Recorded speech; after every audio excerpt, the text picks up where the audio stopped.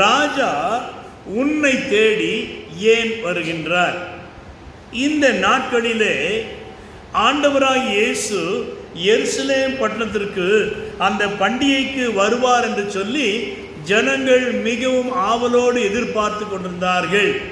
எதற்காக என்றால், அவர் வருகின்ற வழியிலே அவர் அற்புதங்களை செய்கிறவர். அற்புதங்களை பார்க்கும்படியாக ஒரு கூட்டம் வந்திருக்கும், ஒரு கூட்டம் அற்புதத்தை பெற்றுக்கொள்ளும்படியாக வந்திருக்கும், ஒரு கூட்டம் குற்றம் கண்டுபிடிக்கும்படியாக வந்திருக்கும். இவ்வாறு பலதரப்பட்ட மக்கள் அந்த நாட்களிலே ஆண்டவராய் இயேசுவை தேடி வந்தார்கள். ஆண்டவராய் இயேசு 3 முறை எருசலேம் பண்டிகைக்கு வந்தார் என்று சொல்லி நாம் சுவிசேஷ பகுதியிலே வாசிக்கிறோம். இந்த இடத்துல சகரியா சொல்லுகின்ற வேளையிலே அவன் தீர்க்க தரிசனமாக சொல்லுகிற ஒரு காரியம் என்ன? எருசலேம் குமாரத்தியே, சீயோன் குமாரத்தியே என்று சொல்லி எருசலேம் குமாரத்தியை குறித்தும் சீயோன் குமாரத்தியை குறித்தும் சொல்லுகின்றார். இஸ்ரவேலின் மக்கள் மத்தியிலே 2 விதமான கூட்டங்கள் இருந்தது. இன்றைக்கு எப்படி சபையில் விசுவாசிகள், மற்றொன்று சொல்லுங்க விஷ ஊசிங்க. சும்மா அவிசுவாசி என்று போர் வரக்கூடாது. விசுவாசி ஒன்று, விஷ ஊசி ஒன்று. இங்கே குத்தி அங்கே குத்தி தங்களுக்கே போட்டுக்கின்னு செத்து போவாங்க, மற்றவனை சாவடிச்சிருவாங்க, கடந்து போகட்டும். ஆனால் நம்ம யாருங்க? விசுவாசிகள். அல்லேலூயா. தட்டி கொடுத்து, நான் விசுவாசி. தட்டி கொடுத்துங்க. நீங்கள் விசுவாசி அல்லாட்டினா உங்களுக்கு எது நான் விஷ ஊசி தாம்பான்னு சொல்லிட்டு நான் ஒன்றும் சொல்கிறதுக்கு இல்லை. ஏன்னா நம்ம சொல்லத்தான் குழந்தைங்களை நம்ம எப்படி வளர்க்கணும்னா, முட்டாள் முட்டாள் அறிவு இருக்குதா? எப்படி இப்படி சொல்ல அந்த பிள்ளை என்ன செய்யும்? மம்மி தான் சொல்லிட்டாங்களே, பப்பா தான் சொல்லிட்டாரு, முட்டாள், தரித்திரம், ஒன்றுத்துக்கு உதவாதவோ, உன்னால் தான் அந்த குடும்பம் கெட்டும். இப்படி பேசுகிறபடியினாலே பிள்ளைகளும் அப்படியே மாறி போகிறார்கள். நாம் என்ன பேச வேண்டும்? நம்முடைய பிள்ளைகளை பார்த்து நல்ல பிள்ளடா, செல்ல பிள்ளடா. அதை போல நம்மை பார்த்து நம்ம என்ன செய்யணும்? நான் யாருங்க? சொல்லுங்க, நான் யார்? விசுவாசி. சொல்லுங்க, நான் யாருங்க? அடிக்கடி சொல்லிக்கிட்டே இருக்க, அப்பதான் விசுவாசம் வரும். அந்த காலத்து காக்கா மாதிரி பானையில் தண்ணி இருக்குது, ஒரு கல்லாக போட்டுன்னு வாரம் எத்தனை செய்தி கேட்டாலும் அந்த கல் போட போட போட நிரம்பாது. ஆனால் இந்த காலத்து காக்கா என்ன செய்யுது? டக்குன்னு கீழே ஒரு குத்தி குத்திட்டு தண்ணி குடிச்சிட்டு போயிடும். அதை போல விசுவாசத்தை நாம் எப்படி பெற்றுக்கொள்ள முடியும் என்றால், நம்மை நாமே விசுவாசிகளாக வளர்க்கின்ற வழியிலே, உருவாகுகின்ற வழியிலே, நாம் சொல்லுகின்ற வழியிலே. எனவே என் வாயின் வார்த்தைகளும் என் இருதயத்தின் தியானமோ உம்முடைய சமூகத்தில் பிரியமாய் இருப்பதாக. எனவே இங்கு அந்த எருசலேம் குமாரத்தியும் சீயோன் குமாரத்தின் இடத்துல எதற்காக ஆண்டவராய் இயேசு தேடி வருகின்றார்? எப்படி வருகிறாராம்? கழுதையின் மீதும் கழுதை குட்டியின் மீதும் ஏறி வருகிறார். தொடர்ந்து அங்கு தீர்க்கதரிசி சகரியா சொல்லுகின்ற வழியிலே, அவர் உன்னிடத்திலே வருகிறபடியினாலே சீயோன் குமாரத்தியே நீ என்ன செய்யணுமா? மிகவும் களி கூர், அதிகமாக களி கூறணும். 2வது சொல்ல எருசலேம் குமாரத்தியே கம்பீரி. 2 காரியங்களை அங்கு அவர் சொல்லுகிறதை பார்க்கிறோம். சீயோன் குமாரத்தி என்று, எருசலேம் குமாரத்தி என்று சொல்லுகிறார். இஸ்ரவேலிலே 2 கூட்டங்கள் இருந்தது. ஒன்று தங்களை பரிசுத்தமாக காத்து கொண்டு அங்கு இரட்சகராய் கிறிஸ்து தங்களுக்குள்ளாக பிறப்பார் என்ற ஒரு உணர்வோடு ஸ்திரீகள், வாலிப பிள்ளைகள் அந்த நாட்களிலே தங்களை பரிசுத்தமாக காத்து கொண்டு வந்தார்கள். விசுவாசத்தின் அடிப்படையில் அந்த குடும்பங்கள் வளர்ந்தது. நியாய பிரமாணத்திற்கு தங்களை முழுதுமாக அர்ப்பணித்து வாழ்ந்த அந்த நாட்களிலே ஒரு கூட்டம் சீயோனுக்காக இரட்சகர் என்னிலே பிறப்பார் என்கிற ஒரு எதிர்பார்ப்போடு அந்த நாட்களிலே இஸ்ரவேல் மக்கள் தங்களை பரிசுத்தமாய் காத்து கொண்டார்கள். இன்னொரு கூட்டம் யாருன்னா எருசலேமின் கூட்டம். சீயோன் என்றால் பரிசுத்த நகரம், அது பர்வதம், அது கோட்டை, அது உயர்ந்த அடைக்கலம், அது பரலோகம். அப்போ சீயோனுக்கு நேராக தன்னுடைய சிந்தனைகளை எழுப்புகிற ஒவ்வொருவரும் அந்த பரலோகத்தை காண வாஞ்சியாக இருக்கிறார்கள். அந்த பரலோகத்தினுடைய அன்பை ருசிக்க வைராக்கியமுடையவர்களாய் காணப்படுகிறார்கள். அந்த பரலோகத்தை இந்த பூலோகத்திலே அனுபவிக்கிறவர்களாக இருக்கிறார்கள். எனவே தேவனுடைய பிள்ளைகளே, இந்த சீயோன் குமாரத்தியை பார்த்து அவர் சொல்லுகிறார், நீ என்ன செய்யணுமா? மிகவும் களி கூற வேண்டும். இரண்டாவதாக எருசலேம் குமாரத்தி. எருசலேம் என்றால் அப்பத்தின் வீடு. இவங்களுக்கு எப்பவுமே எங்கே தான் இடம்? KITCHEN. எது? சிக்கனா? ஓ, கிச்சன். ஆமாம், அதுதான் சங்கீதக்காரன் சொல்றான், நீங்கள் அடுப்பின் அடியிலே கிடந்தவர்களாக இருந்தாலும் புறாவின் சிறகுகளால் அலங்கரிக்கப்பட்டு பொன்னினாலே வெள்ளியினாலே அலங்கரிக்கப்பட்டவர்கள் என்று சொல்லி உங்களை அப்படியே மேலே கொண்டு வருகிறான். எங்க இருக்கவங்களை பார்த்து? அடுப்பின் அடியிலே கிடக்கிறவர்களை பார்த்து. இவங்களுக்கு எப்பவுமே என்னதான் கவலை? என்ன செய்யணும்? சாப்பாடு. நாளைக்கு என்ன செய்யணும்? மத்தியானம் என்ன செய்யணும்? ராத்திரி என்ன செய்யணும்? பொம்பளைங்கிற கேளுங்கள என்ன பிரச்சனைனா என்னத்தான் செய்யறது தெரிலங்கய்யா. இந்த மனுஷனுக்கு எது செஞ்சாலும் நாக்குக்கு ஒத்து வர மாட்டேங்குது. இவன் ஒரு குறை சொல்றான், அவன் ஒரு குறை சொல்றான். எனவே இவர்கள் எருசலேம் என்றால் அப்பத்தின் விட, அப்பத்தின் மேலேயே தியானம் அதிகமாக.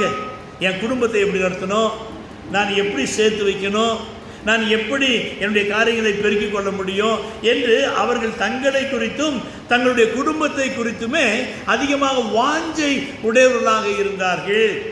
எனவே இந்த இரண்டு பேரும், ஒருவர் பரிசுத்த நகரம், அது பரலோகம், அதற்கு நேராக தங்களுடைய கண்களை ஏறெடுத்து கொண்டிருந்தவர்கள்.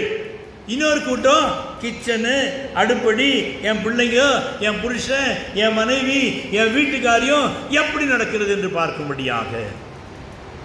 ஆனால் ரெண்டு பேருக்கும் அங்கு தீர்க்கதரிசி சொல்லுகின்ற வழியில் என்ன சொல்லுகிறார்? சீயோன் குமாரத்தியே நீ என்ன செய்வோம்? மிகவும் களி கூற வேண்டும். எருசலேம் குமாரத்தியே நீ. அப்ப ரெண்டு பேரும் என்ன செய்யலங்க? களி கூறவும் இல்லை, கம்பீரிக்கவும் இல்லை. ரெண்டு பேரும் என்ன செஞ்சுட்டு இருக்காங்க? என்ன செஞ்சுக்கிட்டு இருப்பாங்க? ஒன்று சந்தோஷமா இருக்கணும், மகிழ்ச்சியா இருக்கணும். இல்லைன்னு என்ன செய்வீங்க நீங்க? உங்க ஆட்டிடியூட் சொல்லுங்க. மூஞ்சத்துக்கு மூணு வச்சுக்கிட்டு இருப்பீங்க, கோபமா இருப்பீங்க. கொஞ்சம் சீண்டி விட்டா போதும், உடனே என்ன ஆயிடும்? கங்கையும் காவேரியும் பிச்சுக்கின்னு வந்துடும். இப்படிதான் பாருங்க. என் ஆண்டவர் சகரியாவின் வழியாக தீர்க்கமாய் பார்க்கிறார். இந்த சீயோன் குமாரத்தி கம்பீரித்து பாட வேண்டியவள், அப்பத்தையும் ரொட்டியை செய்து கொண்டு சந்தோஷமாய் இருக்க வேண்டியவள். இவர்கள் ரெண்டு பேரும் செய்யறாங்க, அழுது கொண்டிருக்கிறார்கள். தங்களுடைய வாழ்க்கையில அங்கு பரலோகத்தை பார்த்து ஏன் பாடணும்? இன்னைக்கு அநேகருடைய ஜெபம் இப்படிதான் இருக்குது. ஜெபம் பண்ணா ஓன்னு ஒப்பாரி வைக்கிறது. அழுது பெற்றுக்கொள்ள வேண்டும் என்று இன்றைக்கு அநேகருடைய ஜெபம் இருக்கிறது. சீயோன் குமாரத்தினுடைய ஜெபம் அழுகையின் ஜெபமாக இருக்கிறது. அங்கு அன்னாளுடைய வாழ்க்கையை பார்க்கின்றவள் ஒரே ஒரு முறை தான் அழுதாள். அவள் பின்பதாக அவள் துக்கமுகமாய் இருக்கவில்லை. அப்போ சீயோன் குமாரத்தி என்ன செய்ய வேண்டுமா? அவளுடைய ஜெப வாழ்க்கையானது, அவள் ரட்சிக்கப்பட்ட வேளையிலே, ஆண்டவரை ஏற்றுக்கொண்ட வேளையிலே, ஆண்டவருக்காக தன்னை ஒப்பு கொடுத்த வேளையிலே ஒரு முறை அவள் அழுது மனக்லேசத்தை தேவ சமூகத்திலே ஊற்றிவிட வேண்டும். அவள் முழுதுமாக ஊற்றிவிட்ட வேளையிலே அதன் பின்பதாக அந்த சீயோன் குமாரத்தி கம்பீரித்து மகிழ்ந்து களி கூற வேண்டியதாக காணப்படுகிறது. தேவனுடைய பிள்ளைகளே, இன்றைக்கு நம்முடைய வாழ்க்கையில அந்த சந்தோஷம், அந்த மகிழ்ச்சி, அந்த கம்பீரம், அந்த ஆரவாரம் அவைகள் எங்கே சென்று விட்டது? இதற்கு காரணம் நாம் என்ன சொல்லுகிறோம்? அவங்க காரணங்க, இவங்க காரணங்க, இது காரணங்க, இது சரியில்லைங்க, அது சரியில்லைங்க என்று நாம் மற்றவர்களை குறை கூறுகின்றோம். ஆனால் தேவனுடைய பிள்ளைகளே, என்னுடைய சந்தோஷத்திற்கு என்னுடைய மகிழ்ச்சி என்னிலே குறைவு காணப்படுகிறது என்றால் என்னை சுற்றி இருக்கிறவர்கள் அல்ல, என்னிலே நான் சந்தோஷத்தை அனுபவிப்பதை நான் மறந்து விடுகிறேன். அந்த சந்தோஷம் என்ன என்பதை உணர்வதில்லை. தேவனுடைய பிள்ளைகளே, எனவே சந்தோஷமும் மகிழ்ச்சியும் கம்பீரமும் என்னிலே இருந்து உருவாக வேண்டும். ஆனால் இந்த சீயோன் குமாரத்தி அவைகளை மறந்து விட்டாள். தேவன் தன்னை நடத்தினதை, தேவன் தன்னை நடத்தி கொண்டிருப்பதை அவள் முழுதுமாக மறந்து விட்டபடியினாலே அவள் அழுது கொண்டு இருக்கிறதை பார்க்கிறோம். எருசலேம் குமாரத்தையும் எவ்வளவுதான் செஞ்சாலும் இந்த மனுஷன், இந்த குடும்பம் இவங்க திருப்தி ஆவதில்லை, இவனுக்கு கொஞ்சம் கூட இவங்களுக்கு நிம்மதியே இல்லை என்று சொல்லி அதனாலே அவள் அழுகின்றாள். 2 சகோதரிகள் ஆண்டவராகிய இயேசுவிடத்திலே அழுதார்கள். சொல்ல முடியுமா? Very good. மரியாள், மார்த்தாள். மரியாள் எதுக்காக அழுதாள்? நான் இவ்வளவு வேலை செய்கிறேனே. மார்த்தாள் எதுக்காக? நான் இவ்வளவு வேலை செய்தேனே என்று சொல்லி மரியாள் வீட்டில் அழுதுகிட்டு இருக்கான். மார்த்தாள் அவளை அழைத்து வருகிறாள், ஆண்டவர் வந்திருக்கிறார் என்று சொல்லி. ஆண்டவருடைய பாதத்தை அழுது கொண்டவள் எப்பொழுது ஆண்டவர் வந்தாரோ அவருடைய வசனத்தை கேட்ட ஆரம்பித்த உடனே அவளுடைய அழுகை நின்று போயிற்று. ஆனால் மரியாளோ ஆண்டவரில் வந்தவள் தான். ஆனால் வீட்டில் வந்தவனே அம்மாவுக்கு வீட்டு வேலைலாம், இந்த வேலை அந்த வேலை, எனவே அவள் அழ ஆரம்பிக்கின்றாள். இவ்வாறு 2 கூட்டங்கள் எப்பொழுதுமே விசுவாசத்தில் வளருகின்ற வேளையிலே கூட அழுது கொண்டு வளருகின்றவர்களாக நாம் காணப்படுகிறோம். நீ சியோனாக இருந்தாலும் சரி, நீ எருசலேமாக இருந்தாலும் சரி, நீ இவ்வாறு அழுவதற்கு காரணம் என்ன? சகரியாவின் புஸ்தகம் 2ஆம் அதிகாரம் 7வது வசனத்தில் வாசிக்கலாம். 2:7. பாபிலோன் குமாரத்தினிடத்திலே குடியிருக்கிற சீயோனே, உன்னை விடுவித்துக்கொள். ரொம்ப அழகாக சொல்றார் பாருங்க. பாபிலோன் குமாரத்தியிடம் குடியிருக்கிற சீயோனே. சீயோன் எங்க குடியிருக்கணும்? சீயோனுக்கு ஒத்த ஜனங்களோடு, பரலோகத்தை நோக்கி பார்க்கிற ஜனங்களோடு, விசுவாசத்தை பேசுகிறவர்களோடு உடைய சிந்தனை, உடைய செயல்பாடுகள் காணப்பட வேண்டும். ஆனால் இவளோ யாரிடத்துல போய் குடியிருக்கிறார்? பாபிலோன் குமாரத்திடம் போய் குடியிருக்கிறாள். இந்த பாபிலோன் என்றால் அங்கு சௌந்தரியம், அழகு, செல்வம் இவைகள் நிறைய காணப்பட்டது. ஆனால் அந்த இடத்திலே இவள் இஸ்ரவேலின் மகளாக இருக்கிறபடினாலே இவர்கள் தள்ளப்பட்டவர்களாக, இவர்கள் அடிமைத்தனத்திற்கு உட்பட்டவர்களாக, தாழ்ந்த குலத்தவர்களாக, ஆடு மாடுகளை மேய்க்கிற மேய்ப்பர்களாக இருக்கிறபடினாலே பாபிலோன் குமாரத்தினிடத்தில் இவர்கள் அடிமைகளாக காணப்படுகிறார்கள். சியோனுக்கு தெரிந்து கொள்ளப்பட்ட அருமையான திருச்சபையே, உன்னுடைய வாழ்க்கையிலே நீ யாரோடு கூட குடியிருக்கிறாய்? Tell your friend, then I will tell you who you are. உன்னுடைய நண்பன் யார் என்று நீ சொல்லு, அப்ப நான் உன்னை பத்தி ஹிஸ்டரியை சொல்லி விடுவேன் என்று சொல்லி.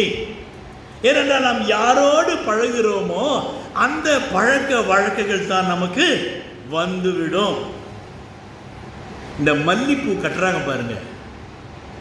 மல்லிப்பூ கட்டிட்டு அந்த மல்லிப்பூவை தலையில் வச்சுட்ட பின்னால மல்லிப்பூலாம் உதிர்ந்துடும். ஆனால் இதில் வாசம் இருக்கும், தலையிலையா? அந்த நாரில் நூல்லாம் வாசனை வராது. அந்த காலத்துல தான் நூல், இந்த காலத்துல தான் நூல். அந்த காலத்தில் நாரில் கட்டுவாங்க, வாழை நார். அதை பிடிச்சிட்டு அப்படி பிடிச்சுமா டன்னு கட்டுவாங்க. அந்த நாரில் கூட ஸ்மெல் வரும். அதை போல நாம் யாரோடு பழகுகிறோமோ நாம் அப்படிப்பட்ட குணங்கள் உடையவர்களாக மாறி போகிறோம். இந்த சீயோன் குமாரத்தி அவள் பாபிலோன் குமாரத்தினிடத்திலே அவள் அடிமையாக குடியிருக்கிறாள். தன்னாலே ஒன்றும் சொல்ல முடியவில்லை, தன்னாலே ஒன்றும் செய்ய முடியவில்லை. அவர்கள் சொல்வதை மாத்திரமே நான் செய்ய வேண்டும் என்கிற ஒரு அடிமைத்தனத்திலே இவள் இருக்கிறபடினாலே அழுது கொண்டிருக்கின்றாள். இன்றைக்கு தேவனுடைய பிள்ளைகளே, நாம் நம்முடைய அடிமைத்தனத்திலே இருந்து நம்மை நாம் விடுதலை பெற்றுக்கொள்ள வேண்டியது மிக அவசியமாக இருக்கிறது. அதற்கு சீயோன் குமாரத்தி எங்கே குடியிருக்க வேண்டும் என்கிற ஒரு சிந்தனை எனக்குள்ளாக நமக்குள்ளாக நாம் வர வேண்டும். என்னுடைய குடியிருப்பு எங்கே இருக்க வேண்டும், நான் யாரோடு பழக வேண்டும், யாரோடு இருக்க வேண்டும் என்கிற சிந்தனைகளுக்குள்ளாக நம்மை நாம் உருவாக்கி கொள்ள வேண்டும். பிலிப்பியர்கள் நிருபம் 3ஆம் அதிகாரம் 20வது வசனத்தை எடுத்தவர்கள் வாசிக்கலாம். The book of Philippians chapter 3 verse number 20.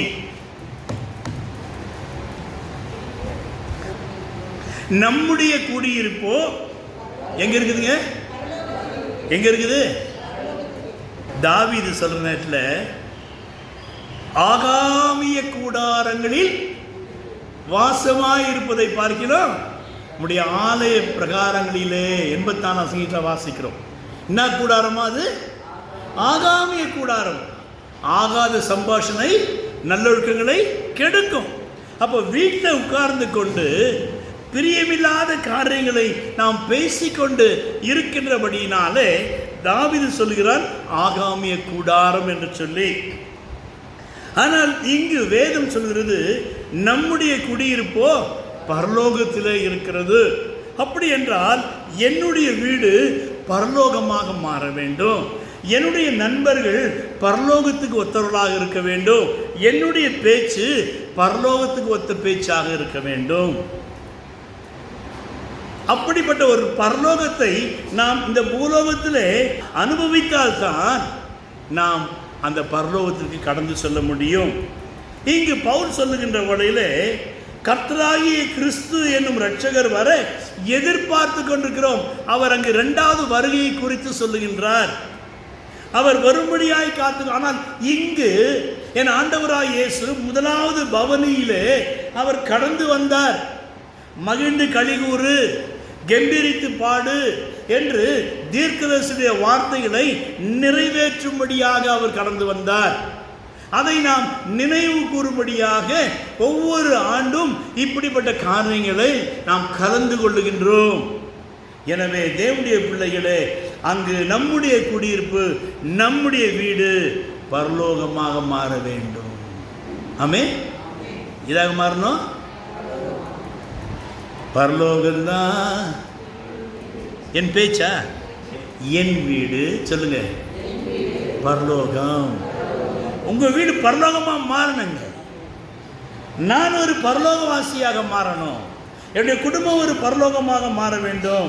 எனவே அப்படிப்பட்ட ஒரு பரலோகமாக உன்னுடைய வீடு இருக்கும் என்றால் என் ஆண்டவராய் இயேசு கிறிஸ்து 2வது வருகையிலே வருகின்ற வரையிலே நாம் எடுத்துக்கொள்ளப்படுவோம், நாம் மறுரூபமாகுவோம். ஆனால் இந்த பூலோகத்திலே இருக்கின்ற வேளையிலே நம்முடைய குடியிருப்பு பரலோகத்தின் குடியிருப்பாக, என்னுடைய வீடு பரலோகத்தின் வீடாக இருக்க வேண்டும். எனவே நான் என் வீட்டிலே என்ன செய்யக்கூடாது? அழகா செய்தி கேட்டோம். யாருமா சொன்னது? Very good. கரங்களை தட்டுவோமா? என்ன செய்யக்கூடாது? அழக்கூடாது. சகோதரிமார்கள் சொல்லுங்க, நான் அழமாட்டேன். தட்டி சொல்லுங்க. அழுக வந்தா எங்க ஓடினோம்? Rest room ஓடிடுங்க. அங்கே போய் எவ்வளோத்தான் சிந்த முடியுமோ எல்லாத்தையும் சிந்தி அந்த அழுக்கோடு அழுக்க அதை கழுவி போட்டுட்டு சோப்பை போட்டு முஞ்சி ஓத்தை கழுவிட்டு வெளில வர நேரத்தில் எப்படி வாங்க? என்ன முகம்? சிரிச்ச முகமாக. அப்போ நீங்கள் யாராக மாறிவிடுவீங்க? பரலோகவாசியாக. பரலோகத்துக்கு யார் சொந்தம்? ஆமாம், பரலோகத்துக்கு நீங்கள் போகணுன்னு என்ன செய்யக்கூடாதுங்க? அழக்கூடாது. அழுதா பிசாசுக்கு வெற்றி, சிரிச்சா பரலோகத்துக்கு வெற்றி. உங்கள் விண்ணப்பங்கள் ஜெபங்கள் ஏன் கேட்கப்படவில்லை? எந்த நேரமும் அழுது அழுது அழுது கூப்பாடு போட்டு இது சரியில்லை, அது சரியில்லை, இவங்க சரியில்லை, அவங்க சரியில்லை.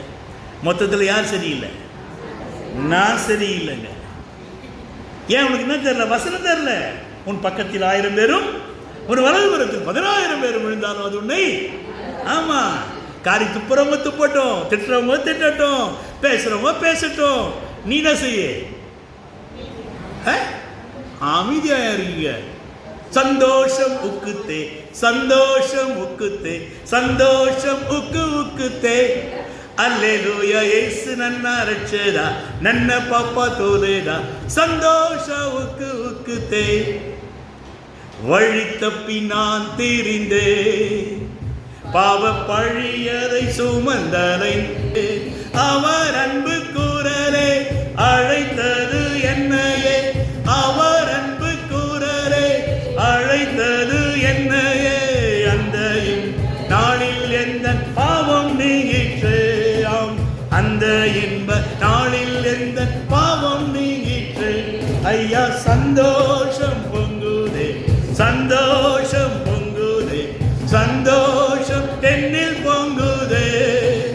அல்லேலூயா, இயேசு என்னை ரட்சித்தார், முற்றும் என்னை மாற்றினார், சந்தோஷம் பொங்கி பொங்குதே. சந்தோஷமாயிருங்கள், சந்தோஷமாயிருங்கள் என்று மறுபடியும் உங்களுக்கு. ஆமா, இந்த நாளில் சந்தோஷமா இருங்க. என் ஆண்டவர் பவனி சென்றார். என்னுடைய வீடு பரலோகத்தின் வீடு, நான் ஒரு பரலோகவாசி. எனவே நான் எப்பொழுதும் மகிழ்ச்சியாக சந்தோஷமாக நான் இருக்க வேண்டும் என்று என்றைக்கு நீங்கள் தீர்மானிக்கிறீர்களோ அன்றைக்கு நீங்கள் சீயோனாக மாற்றப்படுகிறீர்கள். அல்லேலூயா. அன்றைக்கு உங்களுடைய வீடு அப்பத்தின் வீடாக ஆசீர்வதிக்கப்படும் தேவனுடைய பிள்ளைகளே. எனவே இவன் சொல்லுகின்ற வேளையிலே நாம் கெம்பீரித்து பாட வேண்டும், களி கூர்ந்து மகிழ வேண்டும் என்று சொல்லி அங்கு பவுலுடைய வாழ்க்கையில் அவர் சொல்லுகிற ஒரு காரியம் என்ன? நம்முடைய குடியிருப்பு பரலோகத்தில் இருக்கிறது, எனவே இந்த பூலோகத்திலும் நாம் அதை ருசிக்க வேண்டும் என்று சொல்லி உங்களுடைய ஜெபங்கள் கேட்கப்பட வேண்டுமானால் இன்னைக்கு தீர்மானம் எடுங்க. நான் யாருங்க?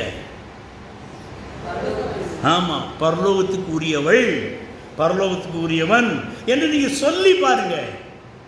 எந்த பிரச்சனையானாலும் சரி, யார் ஒரு வழியாய் வந்தால் இதெல்லாம் தெரியுது இல்லை, அப்படியே மூக்கு அழுப்பாங்க. உங்களில் ஒருவன் 1000 பேரை துரத்துவான். வசனம்லாம் மனப்பாடம் பண்ணுங்க. உபாகமம் 1:11. உங்களில் ஒருவன் 1000 பேரை துரத்துவான். எங்களை தான் 1000 பேர் துரத்தின்னு வராங்க. ஏன்? இன்னும் இல்லை, நமக்குள்ள பரலோகம் இல்லை. பரலோகம் என்றால் வசனம், கர்த்தருடைய வார்த்தை. அதை தேடி வாசிங்க. உள்ள வர வர வர வர வசனம் வர வர உங்களுக்குள்ளாக விசுவாசம் வரும், நம்பிக்கை வரும், சந்தோஷம் வரும், மகிழ்ச்சி வரும், ஆனந்த கீதம். எந்த பிரச்சனை போடட்டை, எப்படி எந்த பிரச்சனை போடட்டை, அவ்வளோதான். உடனே என்ன வரும் உங்க வாயில? மரணீரின் பள்ளத்தாக்கில் நான் நடந்தாலும் பல்லாப்புக்கு பயப்படேன், தேவரீரனோடு கூட இருக்கிறீர், முதுகோரும் முத்தடி என்னை. அப்படி வரணும் உள்ள இருந்துட்டு. எந்த சூழ்நிலை மாற்றம், ஒவ்வொருவருக்கும் ஒவ்வொரு விதமான பாடுகள் உண்டு. அழுதால் யாருக்கு சந்தோஷம்? ஆமா, சிரிச்சா யாருக்கு சந்தோஷம்? பரலோகத்தில் இருக்க ஆண்டவருக்கா என் புள்ள பாரியா, எந்த பிரச்சனை வந்தாலும் அவன் மனமகிழ்ச்சியாய் இருக்கிறாள் என்று சொல்லி. எனவே நாம் என்ன செய்யணுமா? கெம்பீரித்து மகிழ்ந்து களி கூற வேண்டும். எதற்காக? ராஜா உன்னையும் என்னையும் அவர் தேடி வருகிறார். எபேசியர் 1:4 வாசிக்கின்ற வேளையிலே அங்கு அவர் நம்முடைய நிலைமையை நன்றாக அறிந்திருக்கிறார். ஒரு பிள்ளை தாயினுடைய வயிற்றிலே உருவாக வேண்டும் என்றால் கிட்டத்தட்ட 5 மில்லியன்ஸ் செல்ஸ் ஆனது ஒன்றோடு ஒன்று அது சண்டை போட்டுக் கொள்கிறது. மோர் தென் 5 மில்லியன் செல் அவ்வாறு சண்டை போட்டுக்கொண்டு அதில் ஒன்றே ஒன்று ஜெயிக்கும். அதுதான் குழந்தையாக உருவாக்கப்படுகிறது. அப்போ நம்ம வயிற்றில் உருவாகின்ற வேளையிலேயே நம்மள யாரா மாறிடுறோம்? ஃபைட்டர். யாருங்க? அங்கேயே ஃபைட் பண்ணி ஜெயிச்சுட்டு வந்திருக்கவங்க தான் யாரு? சொல்லுங்க. நான். யாருங்க? யாரு? எங்க போன சண்டை? அம்மா வயிற்றில். அம்மா வயிற்றுலே நல்ல ட்ரெஸ்லிங்கு அதுக்கு இதெல்லாம் போட்டு அடித்து மூக்கை உடைச்சி வாயை உடைச்சி எல்லாத்தையும் உடைச்சிட்டு நம்ம மனுஷனாக உருவாகி வெளில வந்திருக்கேன். அல்லேலூயா. வாசிங்க 1:4. இதில் அன்பிலே பரிசுத்தம் உள்ளவர்களும் குற்றம் இல்லாதவர்களாக இருக்கும்படிக்கு உலக தோற்றத்துக்கு முன்னே உன்னை கிறிஸ்துவுக்குள் நம்மை தெரிந்து கொண்டார். God is chosen you before the foundation of the world.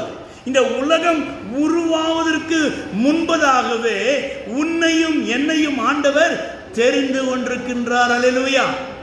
இரண்டாவதாக இதற்காக அவர் தேடி வந்தார். கலாத்தியர் 1:15 வாசிப்போம். கலாத்தியர் 1:15. நான் என் தாயின் வயிற்றிலே இருந்தது முதல் என்னை பிரித்தெடுத்தவர். அல்லேலூயா. எங்கு? தாயினுடைய வயிற்றிலே உன்னை பிரிச்செடுத்தாரியா? நீயா வந்துட்ட, நானா வந்துட்ட, நான் பரிசுத்தம்? No. Before the foundation of the world, God chosen you. அதற்காக உன்னை தேடி வருகிறார். தாயின் வயிற்றிலேயே உன்னை அவர் பிரித்தெடுத்தவர். ரோமர் 8:21 வாசிக்கின்ற வேளையிலே அங்கு பவுல் சொல்லுகிறார், உன்னை முன் குறித்திருக்கிறார். உன்னை முன் குறித்தவர். யாரை முன் குறித்தாரோ அவர்களை அழைத்திருக்கிறார். யாரை அழைத்தாரோ அவர்களை தெரிந்து கொண்டிருக்கிறார். யாரை தெரிந்து கொண்டாரோ அவர்களை மகிமைப்படுத்தி இருக்கிறார். தேவனுடைய பிள்ளையே, நீ வீட்டில் முதல் பிள்ளையாரு, 2வது பிள்ளையாரு, 10வது பிள்ளையாரு, கடைசி குட்டியாரு, உன்னை ஆண்டவர் எதற்கு தெரிந்து கொண்டிருக்கிறாரோ that is a God's chosen. அதில் யாரும் ஒன்றும் செய்ய முடியாது. உனக்குரிய மேன்மையை என் தேவன் கண்டிப்பாக கொடுப்பான், நீ எந்த இடத்திலே இருந்தாலும் சரி. எனவே நம்மை அவர் ஏன் தேடி வருகிறார் என்றால், உலக தோற்றத்துக்கு முன்னே என்னை தெரிந்து கொண்டார், தாயின் வயிற்றிலே என்னை பிரித்தெடுத்தார், என்னை முன் குறித்திருக்கிறார், என்னை அழைத்திருக்கிறார். எனவே என் மீது குற்றம் சாட்டுகிறவன் யார் என்று பவுல் கேட்கிறார். உங்களை யாரும் குற்றப்படுத்த முடியாது தேவனுடைய பிள்ளைகளை. உங்களை குற்றப்படுத்துவதற்கு வேதம் சொல்வது, உங்களை தொடுகிறவன் என் கண்மணியை தொடுகின்றான். எனவே என் ஆண்டவராகிய இயேசு இந்த நாட்களிலே அந்த சீயோன் குமாரத்தியை, பாபிலோன் குமாரத்தியை எதற்காக தேடி வருகிறார் என்றால், உன் அழுகையை மாற்றும்படியாக. அல்லேலூயா. படுக்கையில் கவுந்தடிச்சு குமுறி அழுதுகிட்டு இருக்கியா? நீ பாத்ரூமில் அழுதாலும் சரி, நீ கிச்சனில் அழுதாலும் சரி, எந்த இடத்துல அழுது கொண்டாலும் சரி, கண்ணை தொடச்சிட்டு வந்து சிரிச்சினே வந்து முன்னால் உட்காரியா? என் ஆண்டவர் உன்னுடைய இருதயத்தை அவர் பார்த்து கொண்டிருக்கிறார். உன் அழுகையை மாற்றும்படியாக. இரண்டாவதாக, உன்னுடைய அடிமைத்தனத்தில் இருந்து விடுதலை பெற்றுத்தர, நீ எந்த இடத்துல அடிமையாக அழுது கொண்டிருக்கிறாயோ அங்கிருந்து உனக்கு ஒரு விடுதலையை பெற்றுத்தர, நீ பெற்றிருக்கிற சுகத்தை நினைவு கூறும்படியாக, ஏற்கனவே என் தேவன் செய்த நன்மைகளை நீ நினைவு கூறும்படியாக, அது மாத்திரமல்லாதபடிக்கு உன்னை தன்னோடு அவர் சேர்த்து கொள்ளும்படியாக. நீ யார்? நீ ஒரு சீயோன் குமாரத்தி, நீ பரலோகத்துக்கு உரியவள் என்பதை நினைவுபடுத்தும்படியாக. நாம் யாருங்க? பரலோகத்துக்கு உரியவர்கள். நான் யாருங்க? சீயோன் குமாரத்தி என்பதை நாம் நினைவு கூற வேண்டும். அதே நேரத்தில் நீ ஒரு எருசலேம் குமாரத்தியாகவும் பூமிக்குரிய சகல ஆசீர்வாதத்திற்கும் உரியவள் என்பதை உனக்கு நினைவுபடுத்தும்படியாகவே என் ஆண்டவராகிய இயேசு இந்த பவனியாக அவர் கடந்து வந்தார். அவரை பார்க்கின்ற வித்தியாசமான 3 கூட்டங்கள் இருந்தாலும், ஆனால் 4வதாக உன்னை சந்திக்கும்படியாக, உன்னுடைய நிலைமையை மாற்றும்படியாக, உன் வீட்டிற்கு உன்னுடைய வீடு பரலோக வீடாக மாறும்படியாக, உன்னுடைய வீடு அப்பத்தின் வீடாக ஆசீர்வதிக்கப்படும்படியாக நீ ஒரு சீயோன் குமாரத்தியாக, நீ ஒரு எருசலேம் குமாரத்தியாக இருக்கிறாய். போதும் உன்னுடைய அடிமைத்தனம். அந்த அடிமைத்தனத்திலிருந்து உன்னை நீ விடுவித்துக் கொள்ள வேண்டும். நீ தான் விடுவித்துக் கொள்ளணும். ஃபைனல் டாக் அதான் சொல்கிறேன். உன்னை நீ விடுவித்துக் கொள்ள வேண்டும். தேவனுடைய பிள்ளைகளே, உன்னை நீ விடுவித்துக் கொள்ளவில்லை என்றால் தொடர்ந்து நாம் அழுது கொண்டே தான் இருப்போம். எனவே அந்த அழுகையின் பள்ளத்தாக்கை நீரூற்றாக மாற்றும்படியாகவே என் ஆண்டவராகிய இயேசு இங்கு பரலோகத்தின் தேவனாக உன்னிலே, உன் குடும்பத்திலே, உன் தனிப்பட்ட வாழ்க்கையிலே அவர் வாசம் செய்யும்படியாக இன்றைக்கு அவர் பவனி வந்தார். அந்த பவனியின் கூட்டத்தில் உன்னையும் அவர் எதிர்பார்த்திருக்கிறார். இதில் நாம் கலந்து கொள்ளுகின்றவர்கள இந்த மேன்மையான ஆசீர்வாதங்களை பெற்றுக்கொள்ள கர்த்தர் கிருபை செய்வாராக. ஆமென்.